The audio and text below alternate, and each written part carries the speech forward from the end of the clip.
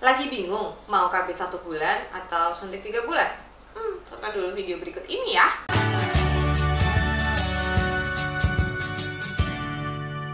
Halo, selamat datang di Kriwil Live, ngobrolin kesehatan bareng aku Bidan Kriwil. Hari ini aku mau ngobrolin soal KB suntik 1 bulan dan KB suntik 3 bulan. Tapi sebelum aku bahas, jangan lupa klik dulu tombol subscribe-nya dan nyalakan lonceng notifikasi supaya kamu nggak ketinggalan video terbaru dari aku. Sebelum aku bahas lebih lanjut, kita harus cari tahu dulu nih, apa sih sebenarnya perbedaannya? Apakah perbedaannya cuma pada waktu kontrol atau suntik ulangnya? Yang satu bulan sekali, yang satu 3 bulan sekali?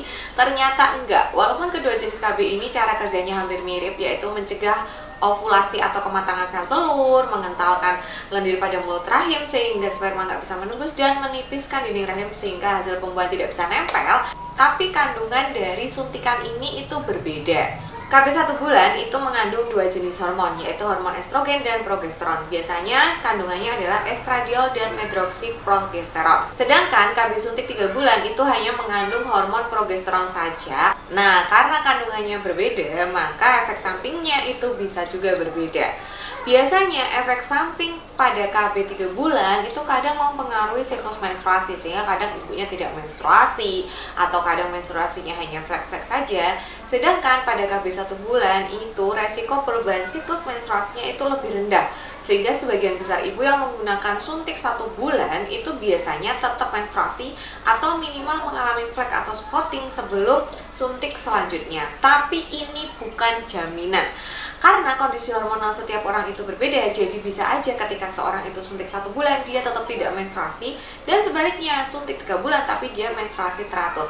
Dan itu bukan merupakan pertanda kalau kalian nggak cocok sama KB ini. Itu simple karena reaksi tubuh setiap orang, hormon setiap orang itu berbeda-beda, sehingga reaksinya pun berbeda-beda juga terhadap suntik hormonal ini. Nah, tapi karena mengandung 2 jenis hormonal, maka biasanya KB suntik 1 bulan ini tidak disarankan untuk ibu menyusui karena bisa mempengaruhi produksi ASI. Jadi kalau kamu menyusui, maka KB suntik 1 bulan jelas bukan merupakan opsi. Kalian sebaiknya menggunakan KB suntik 3 bulan atau KB hormonal lain yang mengandung hormon progesteron saja, misalnya implan atau pil menyusui, atau kalian juga bisa menggunakan KB non hormonal seperti IUD atau kondom.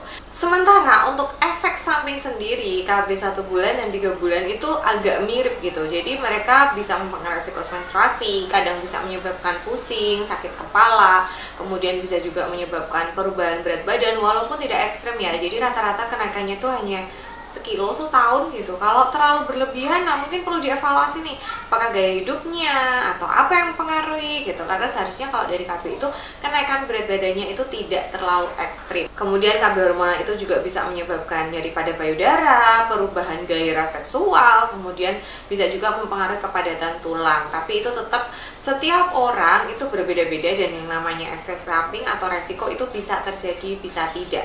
Balik lagi ke pertanyaan awal, jadi bagusnya suntik 1 bulan atau suntik 3 bulan? Sebenarnya itu tergantung kebutuhan kalian.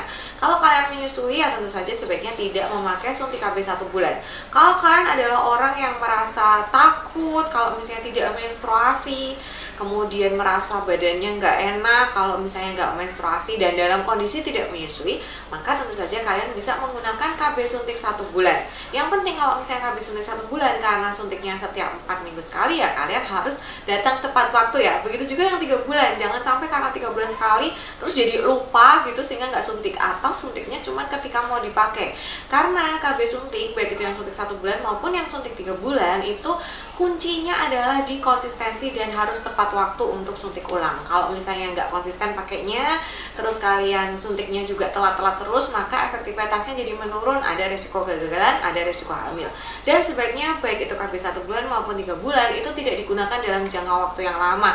Jadi sebaiknya hanya digunakan 3-5 tahun aja. Kalian bisa jeda dulu, istirahat, menggunakan KB hormonal, pilih KB yang non hormonal, baru nanti setelah 3-5 tahun pakai lagi KB yang hormonal gitu. Jadi nggak boleh dalam jangka waktu yang panjang. KB sendiri sebenarnya tidak ada yang lebih bagus dan lebih jelek ya. Yang ada itu adalah yang sesuai dengan kebutuhan tubuh kita. karena orang beda-beda, cocoknya juga beda-beda. Jadi yang mana yang paling nyaman. Jangan lupa juga untuk konsultasi terlebih dahulu ke bidan dan dokter kalau misalnya mau pakai KB, karena biasanya nanti ada screeningnya gitu, tensinya, apakah memenuhi syarat, kemudian gimana dengan kenaikan berat badannya, itu juga akan dievaluasi. Nah, itu tadi penjelasan perbedaan suntik 1 bulan dan 3 bulan, harus pakai yang mana tergantung kebutuhan. Terima kasih sudah menonton video kali ini, sampai jumpa di video selanjutnya. Bye.